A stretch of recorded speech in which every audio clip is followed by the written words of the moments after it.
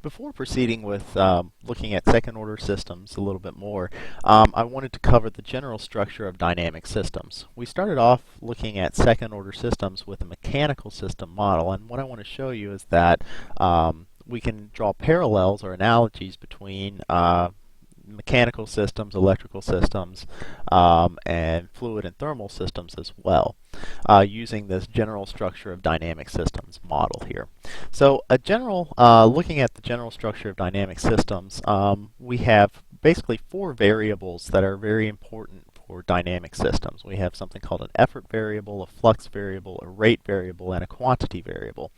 And we see that these terms rate and quantity are related to each other through a derivative relationship, as well as the flux and effort variables are related to each other through a differential relationship.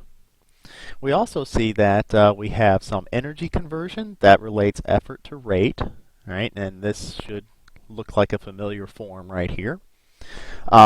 We also have relationships between the flux and the rate and the effort and the quantity variables. All right, so we have these linear relationships between those variables in the middle, and then between flux and effort and quantity and rate we have derivative relationships.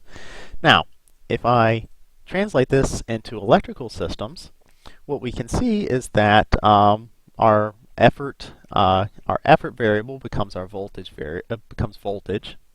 Our quantity is our charge because we're accumulating charge. That's the variable that we're looking at what's being accumulated. The rate of accumulation of charge is current, and this flux variable is related to our magnetic flux.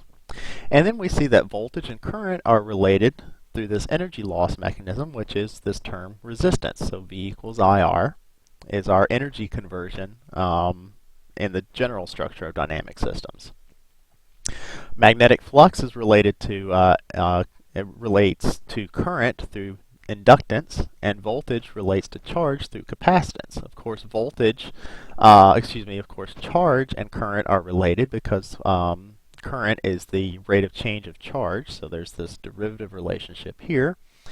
And voltage is related to magnetic flux because voltage is the time rate of change of the magnetic flux or the magnetic field. All right, so we see that using this general structure, we can relate our electrical system variables back to the general dynamic variables of a general first or second order system. Actually, it applies to all orders of systems.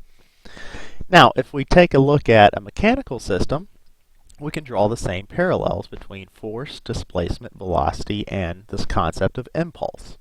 All right, so again, now instead of resistance, capacitance, and inductance, we have damping, which is analogous to resistance. We have elasticity, which is analogous to the inverse of capacitance, which is something called compliance. And then we have the mass, which is related to the inductance. All right, so if we take a look back at the previous slide, we see that there are direct analogies between mechanical systems and electrical systems. Right? We can do the same thing for rotational systems that involve torque, angular displacement, angular velocity, and angular impulse. And we can also do a similar thing for thermal systems. Now, thermal systems do not have an equivalent flux variable or an inductance equivalent. So in this case, we're relating temperature, heat energy, or the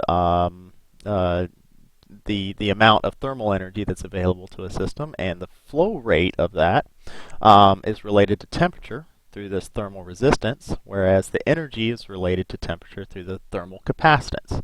And flux, or the rate, has the derivative relationship that you're familiar with.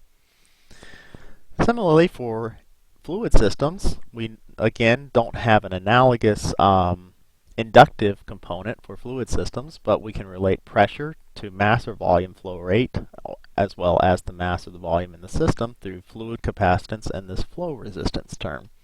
And this is for incompressible fluid systems. For compressible fluid systems, we can deal solely with the mass of the system, and we have a mass flow rate and a mass, again related through the flow resistance and the fluid capacitance, and we have the same or similar derivative relationships between the mass and the mass flow rate.